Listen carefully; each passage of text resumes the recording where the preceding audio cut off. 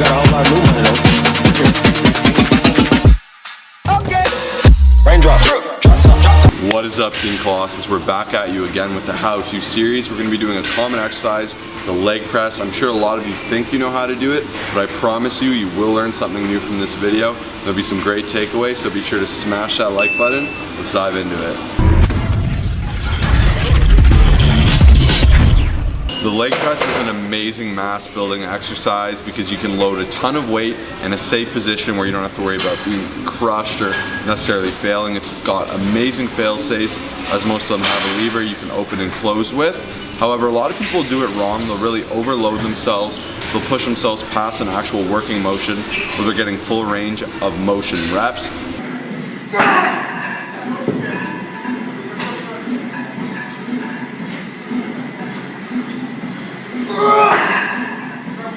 You'll find that a lot of people are quarter repping or half repping at most. And we want to show you how to do this leg press exercise properly. I'd say I use a lot less weight than most people do, but I find I get phenomenal results for my legs. Mistake number one is range of motion. This might seem obvious, but we're going to show you some cool ways where you can actually get a better range of motion. So one issue I commonly find are people hunching forward, boxing themselves with their elbows towards their knees, and that's really inhibiting how low your legs can go. Within that, if you're leaning forward, you're once again kind of taking away from that. You're curving your spine, you're taking it out of this strong loaded position. So what I like to do is, you can see me doing here, I'll load my spine, I'll actually put my hands behind my head, and I find this opens up my chest and leads me back to focus on using the driving force from my legs. So now you can see I can lower it to the correct range of motion for me, which is a full contraction of the hamstring. You'll really feel it pushed in and balled up, not to where my lower back is lifting off the bench, but to where it's completely compressed. Past that, you're going to extend forward. And as you guys can see here, I'm going to show you the differences between locking the knees and not locking the knees. If you're using a lot of weight, you want to make sure you are not locking your knees. Full range of motion does not entail locking your knees. However, it does entail a good lockout with a good contraction. You see at the top here on the correct side that I'm contracting my quadriceps in an effective way and really squeezing and once again focusing on mind muscle connection. On the other side, I'm doing it like an idiot. I'm going too fast, I'm straining my knees, and I'm going to be in a lot of pain down the road. Snap City. So common mistake number two in the leg press is that far too many people are actually driving through their toes rather than their heels. And the main issue here is that over time they're going to cause a lot of stress on their knee joints. On top of that, it's an extremely weak pressing position. A good way to combat this is by really focusing on driving strictly through the heels on the leg press. That's a great turnover to the squat to make sure that you really keep those heels nice and flat. You're in a strong pressing position, and if you really want to target your quads best, which is what this main exercise is for, you want to focus on literally just driving through the heels.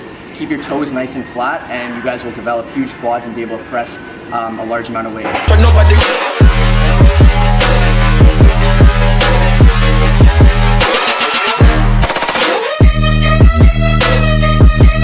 Mistake number three is improper foot positioning. There's several ways to have improper foot positioning.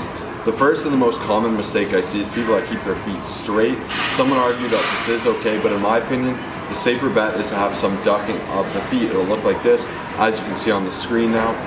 That ducking will open your hips ever so slightly, keep your knees angled outward and prevent that knee buckling pain that can arise from straight legs. This is also more practical to replicate a squat, whether you are high bar or low bar, and that's something that you want to have a consistency of through and through. Same with that driving motion that Kyle just mentioned, driving through the heels. It's a lot easier to do when your feet are in a more natural position. If you jump, you'll notice that you don't jump with your feet completely straight. You'll have some bend. It's a natural way, that little arching of the feet. Past that, some people put their feet way too high up, and it'll cause your butt to lift up, your spine to curl out, and that's something you want to avoid. They'll have it way too low, and this once again creates your pressing motion to be very awkward and non-natural. By positioning it in about a normal, you have to play with it to see what's right for you. For me, I'm a little bit higher than mid. I find that this is where I get the safest and most full range of motion, whereas some people will be a bit lower or higher. You have to play around with it and see what feels the most natural. Okay guys, so when executing a proper leg press, number one thing I like to do is I like to take this little thing, push it all the way back. We've already got it set up, but the reason I do this is because it allows me to open up more. get a full range of motion. But if you're a smaller person, I'd recommend kind of lifting it up a tiny bit more. And next thing we're gonna do is actually we're gonna focus on this little thing right here. Far too many people have it set up right to this top notch. This is gonna restrict your range of motion. This thing's gonna hit down here every single time, so we have it at the very bottom. And then you're gonna get into your little leg press, do the setup that we've already taught you guys. And then there's always gonna be a little lever on the side. Some of them you have to make sure to let go and push out. This one does it automatically. You set up, retract your scapula, get your rhomboids nice and tight, and then lift, and then the gains begin. So this is how you do it. Oh yeah. So I like to put my hands up. Squeeze them juicy quads, boy. Oh yeah. Jeez.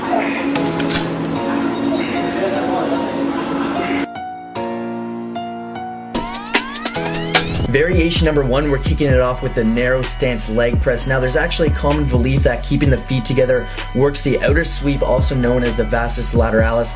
Unfortunately, to my knowledge, there is no scientific proof backing it up, but I assure you, you'll get a crazy quad pump. And this exercise is just fantastic to substitute in if you would like to try it out. I'd love to hear what you think. Moving on to some slow negatives. Here you're going to be working on the time under tension and really focusing on getting a 3-second descent while doing this exercise. You want to make sure you're driving harder to the bottom. Don't worry about the concentric tempo, just drive the weight up with force. And you want to make sure you're not locking out and stopping just short of lockout, just like any other leg press you're going to be doing. Moving on to the single leg press. So chances are you may have an imbalance between your left and right sides, where one side is bigger or stronger than the other. And this is actually very common with a lot of lifters. But by doing single limb exercises such as the single leg press, you're going to be forcing each side to perform an equal workload. And this is going to help you develop balance and proportion between the left and right legs. We highly recommend you adding these into your routine and trying them out.